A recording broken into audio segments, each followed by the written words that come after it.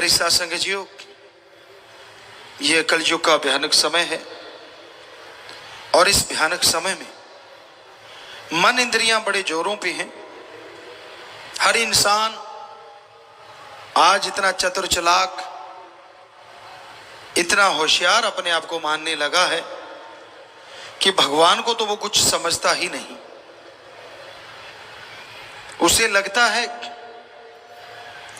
कि जितनी अकल, जितनी समझदारी मालिक ने मुझे बख्शी है, शायद ही कोई दूसरा ऐसा जन्मा हो। पर यह भ्रम है, गलत फहमी है। उस मालिक ने सबको दिमाग दिया है, उस मालिक ने सबको अकल दी है, पर कोई ज्यादा इस्तेमाल करता है और कोई कम इस्तेमाल करता है। ये नहीं है सिवाय उन मंदबुद्धियों के जिनको ऊपर कर्मों की मार है। वो मंदबुद्धि ही पैदा हुए, उनको अगर छोड़ दे तो नॉर्मल इंसान का दिमाग बेहद बेहद जबरदस्त है। आज तक साइंस आदमी के दिमाग को सिर्फ 10-15% ही पढ़ पाई है, उससे आगे नहीं बढ़ी। और आज सुपर कंप्यूटर बन गए, मिसाइल बनी है, खात्मे का साजो सामान हाइड्रोजन बम तक बन गए। ये सिर्फ 5 से 10% इस्तेमाल करने से हो गया। अगर इसका ज्यादा इस्तेमाल किया जाए तो क्या से क्या नहीं हो सकता। आज दुनिया जो तबाही के रास्ते की तरफ जा रही है, काश सारे साइंटिस्ट इसलिए लग जाएं कि इंसान को ज्यादा से ज्यादा सुख कैसे मिले, ज्यादा से ज्यादा दिलो दिमाग में शांति कैसे आए, ज्यादा से ज्यादा शांत में रहते हुए आनंद में जीवन कैसे व्यतीत किया जाए। तो भगवान का नाम साइंटिस्टों को भी बहुत रास्ता दिखा सकता है। लेकिन जैसा शुरू से चलता आया है, इंसान के खात्मे के लिए साजो सामान पे रिसर्च ज्यादा होती है। इंसान के अंदर भूखमरी ना आए, इसको रोकने के लिए रिसर्च बहुत कम होती है। अगर ये रिसर्च कर दी जाए तो हम कहते हैं कोई दुखी रहे ही ना बाहरी तौर पे, और साथ में ईश्वर का नाम ले तो अंदरूनी तौर पे भी सुखी हो सकता है। होड़ मची हुई है इंसानों में एक दूसरे को नीचा दिखाने की। होड़ मची हुई है देशों में एक दूसरे से ज्यादा टेक्नोलॉजी लाके डराने की। होड़ बहुत कम नजर आती है इंसानियत सृष्टि के भले कमाने की, बहुत कम। काश साइंटिस्ट तबाही का मार्ग त्याग की उसी यूरेनियम में से, उसी तबाही की चीजों से भलाई की चीजें बना दें, तो हमें लगता है ये गाड़ियों के लिए पेट्रोल डीजल की जरूरत ही ना रहे, ये गैस सिलेंडर, ये साजो सामान की जरूरत ही ना पड़े। क्योंकि उन तत्व से बहुत एनर्जी पैदा की जा सकती है। सूरज एक ऐसा तत्व है, या दूसरे शब्दों में ऐसी शक्ति है जिससे हम इतनी एनर्जी हासिल कर सकते हैं, इतनी एनर्जी हासिल कर सकते हैं, कोई बैटरी की जरूरत नहीं, कोई डीजल पेट्रोल की जरूरत ना पड़े, कोई गैस सिलेंडर की जरूरत ना पड़े। अगर इस पे पीछे लग जाएं और इसको हम पकड़ लें साइंटिस्ट लोग, तो पूरे घरों में चूल्हे फ्री में चलेंगे। साइकिल, गाड़ियां, मोटरसाइकिल वगैरह सब फ्री में चलेंगे, क्योंकि साइकिल पे भी इंजन लग जाएगा जब सूर्य से ही चार्ज होना है। पर कोई उधर दिमाग लगाता ही नहीं, एक हद तक दिमाग लगाते हैं, छोड़ देते हैं।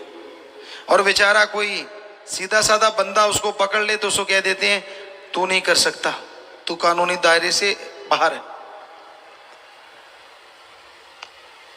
बहुत सस्ते में बहुत बढ़िया चीजें बन सकती।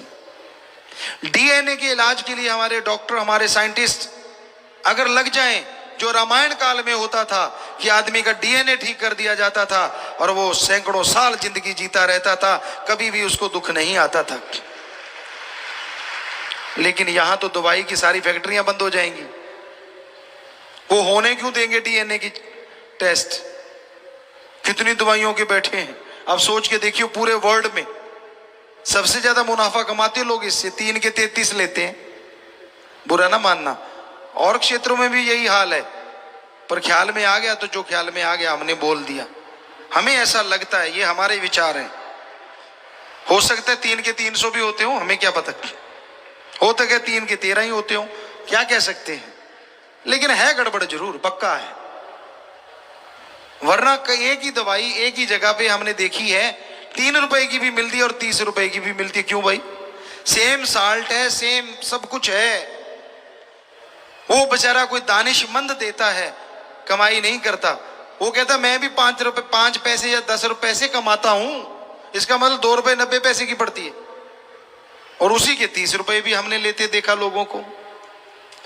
हर बिजनेस में, हर व्यापार में ये चीजें हो रही हैं। तो काश हमारे साइंटिस्ट, काश हमारे डॉक्टर इस बारे में कदम उठाएं कि हाँ, इंसानियत के भले के लिए हम डीएनए तक जाएंगे।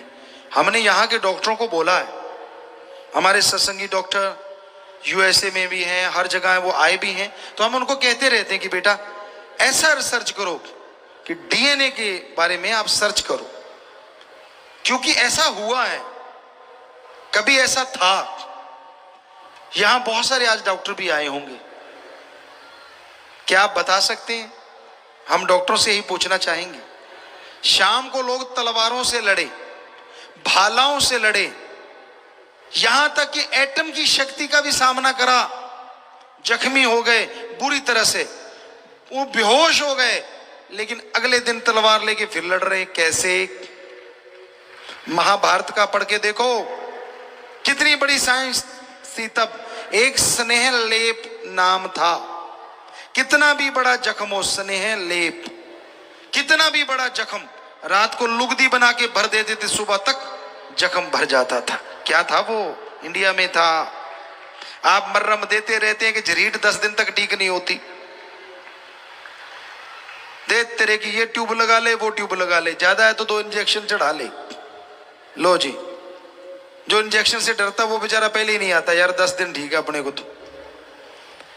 तो हम जरूर चाहेंगे कि आप जो कर सकते हो रिसर्च, वो जरूर करें। जरूर स्टेम सेल आपने ढूंढ लिए हैं, ये उसकी तरफ पहला कदम है। हमारे अकॉर्डिंग ईश्वर ने जो दिखाया, ये पहला कदम है डीएनए की तरफ। अगर आप बढ़ोगे तो स्टेम सेल अच्छी चीज है, बहुत पावर है, बहुत शक्ति है, थोड़े में बहुत कुछ है। गागर में सागर कहें तो गलत नहीं, लेकिन अभी डीएनए वाली चीज से आप बहुत दूर हैं। कहीं ना कहीं इस पे रिसर्च हो रही होगी, लेकिन उनको रोका जाएगा। पता है आपको क्यों? अगर डायरेक्ट डीएनए ठीक करने लगे डॉक्टर, तो फैक्ट्रियां सारी दवाई की बंद। जरा सोचिए कितना बड़ा मक्कड़ जाल है, और वो बंद क्यों करने देंगे? पर ये हो सकता है हम हमारे देश के, विदेश के जो भी साइंटिस्ट हैं, जो इंसानियत का भला चाहते हैं, हाथ जोड़ के जरूर गुजारिश करेंगे कि वो डीएनए की तरफ कदम जरूर बढ़ाएं। अरे गरीब से गरीब, अमीर से अमीर, हर इंसान सुखी हो जाएगा। ईश्वर ने समय लिख दिया, वो तो भोगना है, लेकिन क्यों ना तंदुरुस्ती से भोगा जाए। ये पॉसिबल है। डीएनए से ही आदमी का वजन कम हो, ज्यादा हो, कुछ भी किया जा सकता है, कुछ भी। तो ये राम नाम में ही है सब कुछ। कोई समय ऐसा था जब राम नाम का जाप करने वालों ने ये चीजें ढूंढ ली थी। मर्त प्राय लोगों को 1 सेकंड में जड़ी बूटी सुंघा के जिंदा कर ले देते थे, और मरने नहीं देते थे। आप क्या सोचते हैं? आईसीयू में जाते हैं, वहां कितनी नड़ियां लगी होती, नलकियां लगी होती। क्या आपको बताएं, उदाहरण दें, लक्ष्मण जी मूर्छित हो गए थे, कोमा में चले गए थे, और ये हो गया था कि वो मर्त पराए हैं। लेकिन कहते उस वैद्य ने टाइम दे दिया, इतनी देर मैं इसकी बॉडी से प्राण नहीं निकलने दूंगा। उसने नहीं निकलने दिए। ये जड़ी बूटी ला दो, मैं पल में होश में ला दूंगा। वो जड़ी बूटी हनुमान जी लेके आए और पल में होश में लक्ष्मण जी ऐसे बैठ गए विदाउट एनी वीकनेस, कि जैसे कुछ हुआ ही नहीं। क्या आज हम नहीं कर सकते वो चीजें? आप कहो जी रामायण तो होती नहीं थी, महाभारत होती नहीं थी, कल को आप कहोगे चंद्रमा नहीं होता था, सूरज नहीं होता था, आपका क्या कहना? क्यों? आप कहोगे कल पैदा हुआ है, जब आप जन्मे तभी चंद्रमा जन्मा, उससे पहले तो नहीं जन्मा आपके लिए। तो ये फजूल की बातें हैं। हम गारंटी देते हैं महाभारत भी हुआ और रामायण काल भी था, हम गारंटी देते हैं इस बात की। आप उसमें बहुत सारी चीजें जान सकते हो अगर गूढ़ अध्ययन करो, बहुत बहुत कुछ। पर यह संभव तभी होगा ना जब आपकी रिसर्च उसकी तरफ जाएगी, जब आप उस तरफ बढ़ेंगे। जब तक आप उस तरफ बढ़ते नहीं, आपको मंजिल नहीं मिलती। तो बहुत जरूरी है इस कलयुग में, इस भयानक समय में, इंसानियत के लिए, सृष्टि के भले के लिए कुछ ना कुछ किया जाए। और वो किया जा सकता है। पशु नहीं करेंगे, पक्षी नहीं कर सकता, पेड़ पौधे नहीं, लेकिन इन्हीं से मनुष्य करवा सकता है। इंसान एकमात्र ऐसा है जिसके अंदर दिमाग बेहिसाब है। हाथी के सूंड से कम ताकत है इंसान में, पर उसके सिर पे बैठ के यहां मर्जी लेके चला जाता है। शेर दहाड़ मार दे, आदमी का दिमाग फट जाए, पास से मार दे, कान के पर्दे फट जाएं, लेकिन अपने इशारों पे शेर को नचाता है। और क्या क्या उदाहरण दें आपको, क्या नहीं करता इंसान का दिमाग। और वो भी 10 से 15% की रेंज में, और कहीं 50% तक चले जाओ तो पता नहीं क्या से क्या हो जाए। तो कहने का मतलब, आप मंदबुद्धि नहीं है ये सोचा करो। अपने आप को नेगेटिविटी का शिकार मत बनाया करो कि मुझे कुछ नहीं आता, मैं तो फेल ही होऊंगा, मेरे में तो कुछ भी नहीं है। क्यों नहीं है भाई? ये ऊपर का खाना मालिक ने भर रखा है, इस्तेमाल करो ना करो वो आपकी मर्जी है, पर सामान सबका एक क्लास है इस खाने में। तो अब इस्तेमाल कैसे करते हो वो आपके ऊपर निर्भर है ना। तो आज के दौर में बहुत जरूरी है कोई परहित परमार्थ सोचे। इस दिमाग से अच्छी सोच लाया करो। संत पीर फकीर कभी किसी का बुरा नहीं सोचते। संत पीर फकीर कभी किसी का बुरा नहीं करते। जब आदमी के अंदर खोट होता है, आदमी के अंदर दोष होता है, पंजाबी में एक कहावत है, आपदा पाड़ा आपनों ही मार जाता है। मतलब जब खुद में कोई कमी होती है ना, उससे बचने के लिए जब वो संतों में कमी निकालने लगता है, क्यों किंतु परंतु जब शुरू हो जाती है, तो वो अपने कर्मों की वजह से दुखी, बेइंतहा दुखी होना शुरू हो जाता है।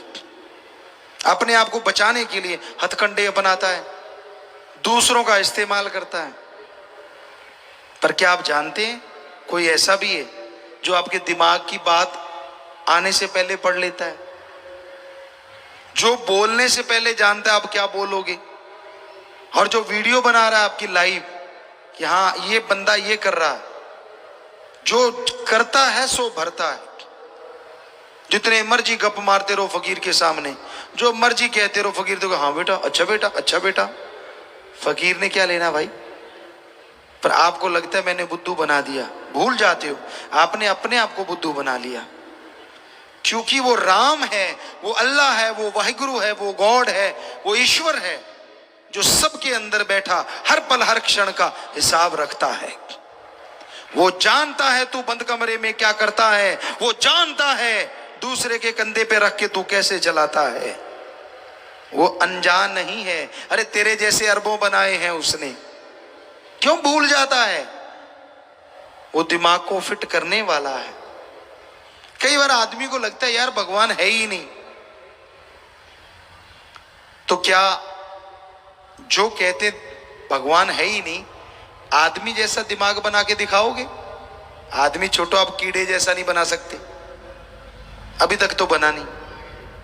क्या आदमी का जो शारीरिक ढांचा है, क्या एक बूंद से या 2 बूंद से ऐसे बन जाता है? तो आप बना के दिखाओ। नहीं ना, कैसे पॉसिबल है? कैसे होता है यह सब?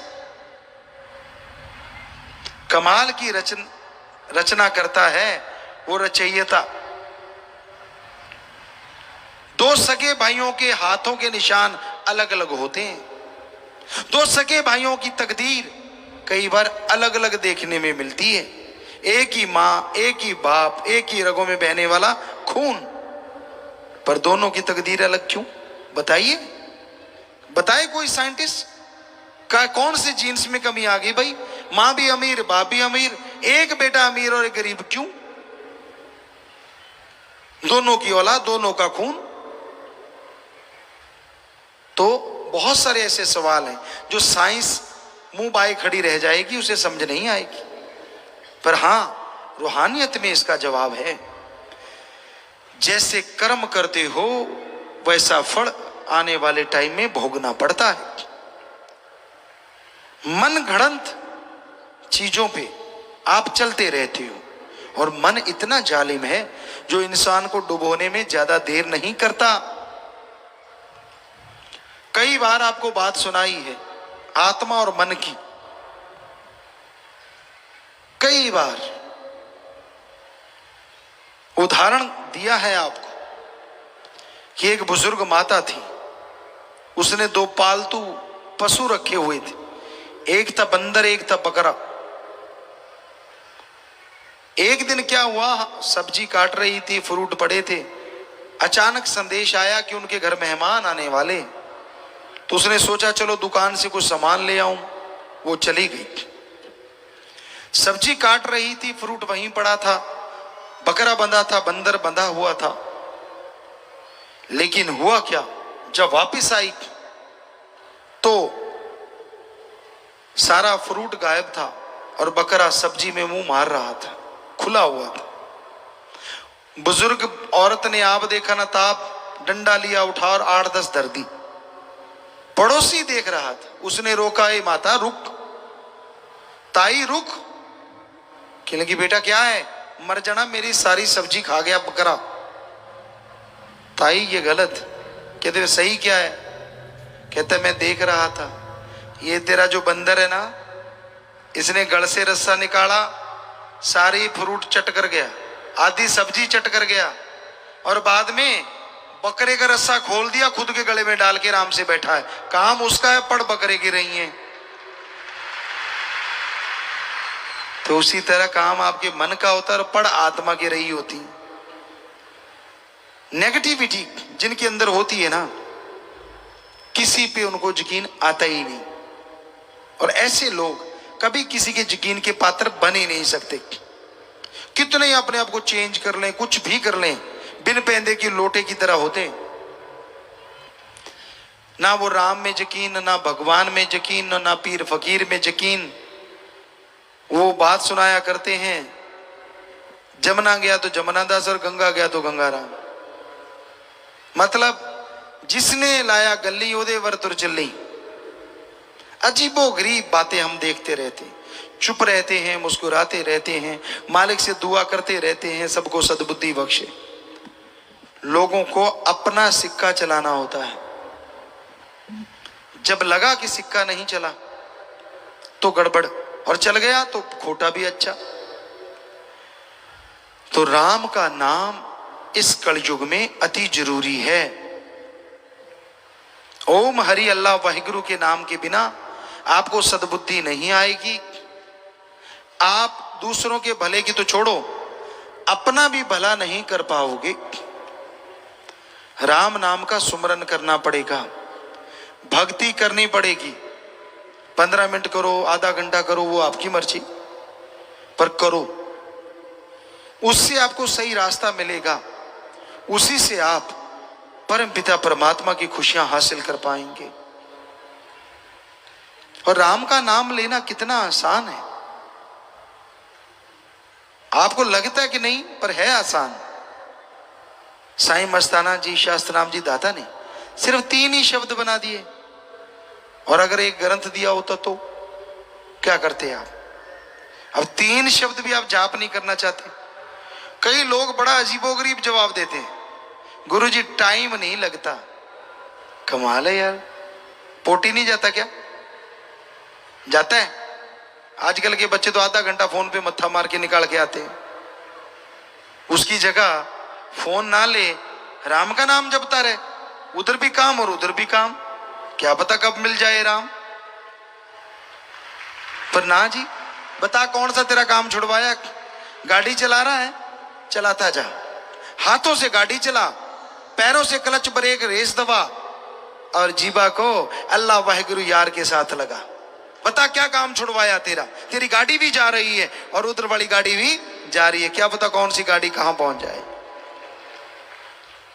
ये फजूल के बहाने ना मारा करो। ऐसे बहाने तो पहली कक्षा में पढ़ने वाले बच्चे भी नहीं मारते, फर्स्ट क्लास वाले, जैसे आप मारते हो। टाइम नहीं मिलता, कमाल है। रोटी खाते हो सही टाइम पे, ब्रेकफास्ट करते हो सही टाइम पे, लंच डिनर सही टाइम पे, राम के नाम के टाइम नहीं है। गप मारने हो सारी सारी रात प्रोग्राम चलता है, और सतगुरु के पास बैठना हो तो नींद आने लगती है। सत्संग सुननी हो तो नींद जारी, मुंह फाड़ फाड़ के आवासियां लेता है, चाहे अंदर बैठ के दांत गिन लो। मतलब अजीबोगरीब स्थिति है।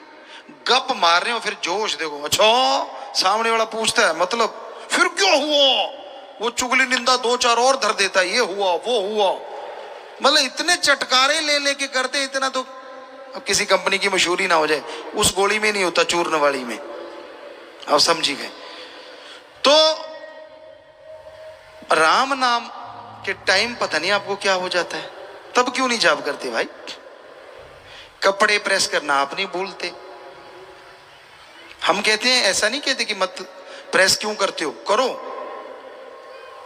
बाल सवारने में शीशा बेचारा आगे से तौबा नहीं करता, वरना आप लगे ही रहते हो, उठा के कभी इधर मारे कभी इधर मारे, कभी इधर मारे कभी इधर मारे। पगड़ी बांधने में, टूटी शूटी लगाने में पता नहीं कितना टाइम। शीशा अगर आम हो तो भाग जाए, लेकिन बेचारा वो तो निर्जीव है। हम नहीं कहते कि मत लगाओ, जितनी मर्जी टूटियां लगाओ। हमारा कहने का मतलब अगर उसके लिए टाइम है तो 10 मिनट अल्लाह वाहिगुरु राम के लिए टाइम क्यों नहीं है आपके पास? कोई जमीन उपजाऊ है या नहीं, जब बीज डलता है तो पता चलता है। और बीज तभी डलेगा जब उस भूमि को संवारा जाता है।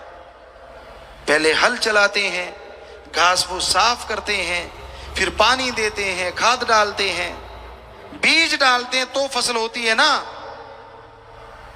कोई दुकानदार दुकान खोलता है, रंग रोगन करता है, मशहूरी करता है, सामान लाता है, दुकान भरता है, फिर खोलता है, फिर चलती है ना।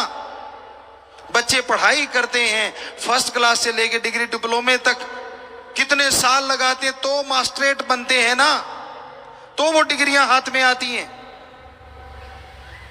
तो डॉक्टरेट की डिग्री हासिल होती है।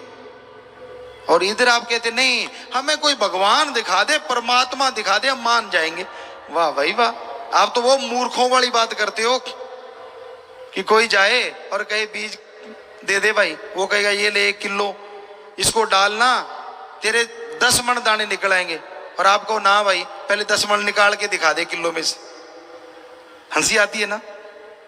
तो फकीरों को क्यों ना हंसी आए जब लोग ऐसी बातें करते हैं। हमें तो भगवान दिखा दो, पकौड़ा है जो जेब से निकाल के तेरे हाथ पे रख दें। अरे छोटी सी डॉक्टरेट की डिग्री भगवान के मुकाबले, उसके लिए आप 20-24 साल लगा सकते हो। और परमात्मा के लिए एक पल्ली लगाए, आपको दे दो जी। क्यों भाई, चट्टी पड़ी है भगवान को जो तेरे को दे दे? चट्टी तो तेरे को पड़ी हुई है जो 84 लाख जोनी भोग के आया है, जो दर दर ठोकर खा के अब तुझे इंसान का शरीर मिला है। तुझे चाहिए कि तू मालिक को मिले। मालिक को कोई किसी से नहीं मतलब, लेकिन है वो बहुत दयालु है, इसलिए अपने संत पीर फकीर समय समय पे भेजता रहता है ताकि उससे बिछड़े हुई उसकी औलाद उससे जाके वापस मिल जाए। पर अगर आप संतों से ही आगे निकल जाओ, पढ़ के कट जाओ, तो संत क्या करें? फिर भोगो अपने कर्म। संत एक हद तक दखल दे सकते हैं, उसके बाद चुप हो जाते हैं, क्योंकि संतों की भी एक सीमा है। वो समझाते रहते हैं, सत्संग में बताते रहते हैं, जो सुन ले अमल कर ले बेड़ा पार, ना सुने तो भाई कर्मों का पड़ता भार। संत बार बार कुछ ना कुछ बताते हैं, कुछ ना कुछ देते हैं। आप जितनी बार सत्संग में आते हो, चाहे 15 मिनट, चाहे आधा घंटा, चाहे घंटा सुनते हो नहीं सकता वो घंटा आपकी पूरी लाइफ को ना बदल दे अगर सुन के अमल कर लो तो। पर इधर से सुना और इधर से पार। कई बार ऐसा भी होता है, संत वचन करते हैं, वचनों को पता नहीं क्या से क्या बना के, उसकी गेंद बना के आप जाके घर में खेलते रहते। तेरे को का, मेरे को का, उसको का, उसको का। अरे यहां जितने बैठे हो सबको ही कहा, क्या हमने घूंघट निकाल रखा है कि इधर वालों को नहीं सुना रहे उधर वालों को सुना रहे हैं? हम तो शरेआम बोले जा रहे हैं। ये तो इसमें क्या किंतु का क्या मतलब? अगर आपके जख्म है तो स्पिरिट लगेगा ही लगेगा, और जख्म नहीं है तो एंटीबायोटिक का काम तो करेगा ही करेगा। सीधी सी बात। कमी अगर आप में है तो घण जैसी चोट लगेगी लगेगी, और कमी आप में नहीं है तो आप और संवर जाएंगे, लोहे से सोना बन जाएंगे। संत किसी दूसरे को थोड़ी ना सुनाते हैं। सत्संग में जो आएगा, बैठेगा, सुनेगा, जिसकी जैसी भावना, जैसी सोच हमारे पास आ रही है, अल्लाह राम हमें बता रहे हैं, हम बोले जा रहे हैं। माइक की क्या औकात अकेला बोल दे, इसमें जैसी फूंक फूंकेंगे वैसी आवाज आप तक पहुंचेगी। हम तो माइक हैं भाई, फकीर हैं, आपके सेवादार चौकीदार हैं। जैसी वो फूंक मार रहा है आप तक आ रही है। तो सुन के अमल कर लो, ज्यादा एक्टिंग मत करो। अभी हम फिल्मों में काम करते रहते हैं आपके भले के लिए, तो वहां हम एक बात कहते हैं बच्चों को, ओवर एक्टिंग मत कर। यहां क्या बोले, सारे हीरो हीरोइन बैठे होते हैं, जब हम निगाह मारते जानबूझ के करते हैं पुत ज्यादा पता लगता है जो तू ऐ करते हैं कि छुपाई जन्ना है। सो कहने का मतलब, पता तो हमें सब है, ऐसा फिक्र में ना रह जाना, पर जैसा तू वैसा चल, जैसा चलना चाहे चलता जा। हमने क्या लेना भाई, अगर तू ओवर स्मार्ट बन के चलना ही चाहता है तो चल, तेरी मर्जी। फकीर बुरा नहीं कर सकते सोच में भी, कर्मों से तो क्या करेंगे किसी का। लोग जल्दी भूल जाते हैं, ये अलग बात है। हमने देखा परमात्मा ने जिनको जिंदगी बख्श दी, उसे पता था कि मेरी इस पल मौत होती, उसे पता था सारी जिंदगी मेरा बर्बाद हो जाती, लेकिन वाह यार, वाह भगवान, वाह राम, वाह राम, वाह राम, वाह राम। जब ठीक हो गया कहता वाह राम, मैं सही हूं, अब तेरा क्या काम। खत्म, छुट्टी, बस। इतने मतलब परस्त, भूल गए सब कुछ, और अपने आप को सही साबित करने के लिए गैरों का साथ। वो कहते हैं ना, लंडे नु खुंडा 100 को तो टक्कर दे। कहावत है एक पंजाबी की, क्योंकि मां भाषा जैसी होती है ना, वो बातें ज्यादा याद रहती हैं। तो लंडे नु खुंडा 100 को तो टक्कर दे, एहे जे नु गल करने वाला भी भज के लेंदा है। अच्छा तू सही कहना यार, बस हो गया काम शुरू। भक्ति शक्ति सब उड़ गई, पल्ले रह गई झूठी बातें। वही यार दोस्त, वही मित्र अच्छे लगते हैं जो हाँ में हाँ मिलाएं। कोई सच्ची बात कह दे बड़ा कड़वा लगता है, गड़बड़ लगती है। कि यार मेरे को इसने सच क्यों बोला। कभी फकीरी की तकड़ी पे तोल के देखा करो। और हम आपको गारंटी देते हैं, यहाँ इतनी साथ संगत बैठी है, कोई एक बताए हमने कभी वचन करके या वैसे कह के किसी का बुरा किया हो, कोई भी। हम देनदार हैं कि हाँ भाई इसका बुरा हुआ, हमने कहा कि तेरा बुरा हो जाए, हो ही नहीं सकता। हाँ, गुस्से में जरूर बोले होंगे किसी न किसी को, और वो राम अल्लाह वाहिगुरु जानता है उस गुस्से में क्या पता आपका पहाड़ कब राई बन गया, ये राम जाने। कैसे फिल्म दिखाएं आपको, कैसे कर्म काटते हैं वो भगवान, कैसे राम का नाम जपने वालों की सहायता करते हैं राम। देखना चाहते हो तो घंटा सुबह शाम सिमरण करो, सच का सच और झूठ का झूठ सामने होगा, दूध का दूध पानी का पानी। पर यह संभव तभी है ना जब सुमरण करो। आप तो ऐसे बंदों के साथ बातें करते हो जो ना सुमरण करते हैं, ना भक्ति करते हैं, ना सेवा। वो कहते हैं ना, एक कहावत है, आप डूबेंदे बामणा जजमान भी डूबे। ऐसे लोगों से बात करोगे तो भक्ति कहां से खिलेगी। वो तो कहेंगे हाँ यार तू यार छोड़ यार, क्या मिला तुझे, क्या हासिल हो गया तुझे। फकीर जो जिस काबिल होता है उसको वही चीज बख्शते हैं। फकीर कभी भी गलत नहीं हो सकता। उनको गलत कहने वाले के कर्म बुरे आ जाते हैं, शायद इसलिए वो बोलते रहते हैं। हम नहीं चाहते भगवान किसी का बुरा करे, सबका भला करे, सबका फायदा हो। ऐसा कहने वाले भी मालिक की दरगाह में बख्शे जाएं, यही मालिक से दुआ कर सकते हैं, बाकी उसकी मर्जी। फकीर गलत करता है। कईयों ने मस्ताना जी के टाइम बोला, फिर परमपिता शास्त्राम जी महाराज है उसके टाइम बोला, आजकल भी लोग बोलते रहते हैं। ये तो चलती रहती है निंदा चुगली। लेकिन सोचा करो, फकीर गलत क्यों करेगा भाई? क्या उसने पहले गलत किया? पहले तो नहीं, अब करता है। आपको क्या पता क्यों करता है, आप जानी जाने।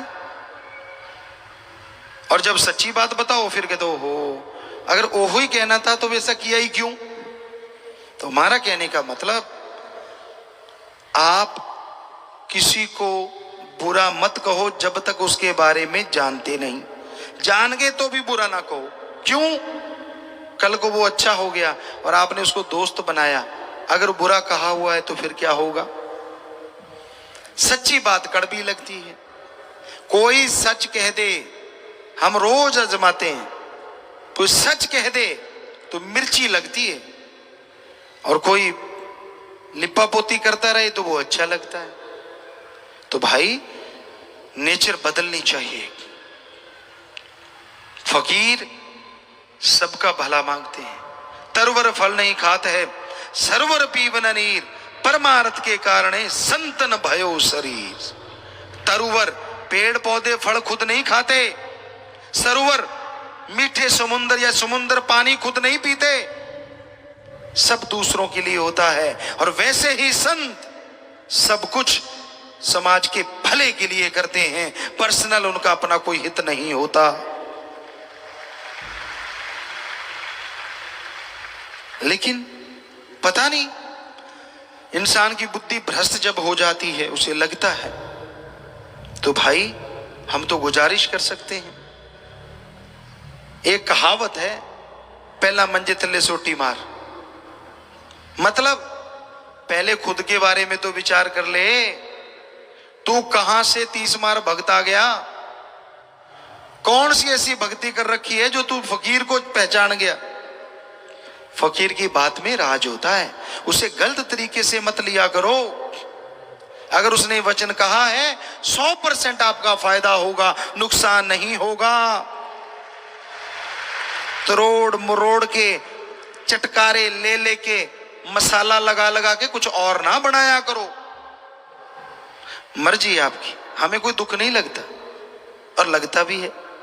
दुख इसलिए नहीं लगता कि हमारी बात क्यों काटी, और लगता इसलिए है कि वो राम ने कहलवाई है, उसमें पता नहीं आपका कितना फायदा होने वाला था और वो आपका नुकसान हो गया। तो भाई फकीर कभी किसी का बुरा नहीं करते। सबका भला सोचते हैं, भला करते हैं, लेकिन कलयुग है, यहां भला किया लोग चुटकियों में भूल जाते हैं। चुटकियों में जिंदगी तक जिस मालिक ने दी हो भूल जाते हैं वो कि यार मेरी जिंदगी जब उसकी दात है तो मेरा मुझ में क्या है।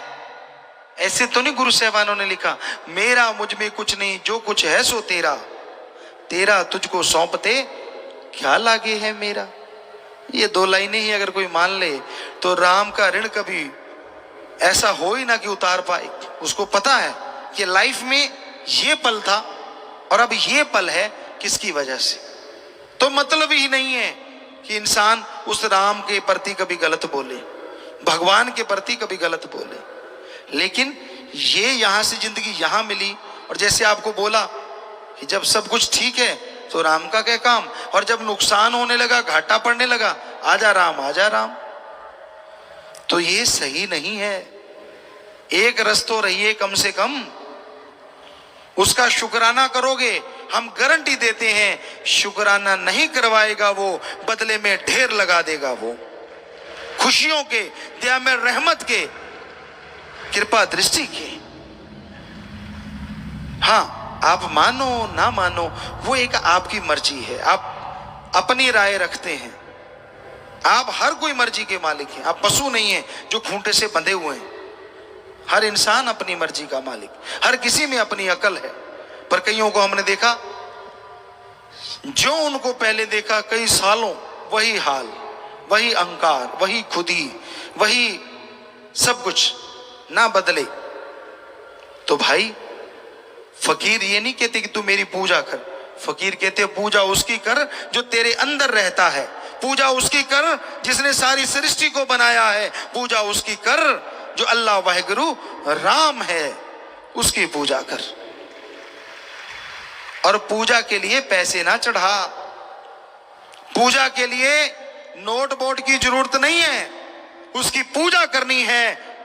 अगर तेरी आंख से उसकी याद में तड़पते हुए एक आंसू भी बह गया, वो हीरे जवाहरात से बढ़ के मालिक दान मानेगा और खुशियों से लवरेज कर देगा। पर उसकी याद में, सिर्फ उसकी याद में। हमने देखा है लोग वैराग्य पैदा करने के लिए मरे हुए माँ बाप को याद करके रोने लग जाते हैं। एक्टिंग में तो ठीक है, पर आप ये दिखाओ कि मैं तो भगवान की याद में, मुझे तो जी वैराग्य आ गया, ये गलत है। वैराग्य लाया नहीं जाता, आ जाता है, और वो जो आ जाता है तो ईश्वर को भी ले आता है। तरीके रास्ते भगवान को बहुत जल्दी पाया जाता है। खुश्क निवाजे, खुश्क रोजे, खुश्क भक्ति, खुश्क इबादत, सालों लगे रहो, कुछ फर्क पड़ता नहीं। और तरीके रास्ते, वैराग्य के रास्ते लोग कुछ घंटों में मालिक को पा लेते हैं। तो भाई ये वैराग्य का रास्ता अल्लाह वाहिगुरु राम तक जल्दी ले जाता है। लेकिन भाग्यशाली जीव होता है जिसकी आंखों से दो बूंदें वाहिगुरु के लिए, राम के लिए गिरती हैं। बेटा नहीं हुआ, आंसू, पशु दूध नहीं दे रहा, आंसू, दुकान में घाटा बढ़ गया तो आंसू, बच्चों के नंबर कम आ गए तो आंसू। क्या है, अगली बार ज्यादा आ जाएंगे। और तेरे आंसू से नंबर तो बढ़ने से रहे, ये तो है नहीं तेरे आंसू से 10 नंबर बढ़ जाएंगे, ऐसा तो है नहीं। तो जरूरी है, आंसू बहाना कुछ गलत नहीं होता, लेकिन उसका रास्ता सही हो तो ये आंसू भगवान से भी मिला देते हैं। वैराग्य अगर सही हो, ईश्वर का नाम लेते हो, सेवा करते हो, ये वैराग्य के रास्ते चल के लोग मालिक को जल्दी पा लिया करते हैं।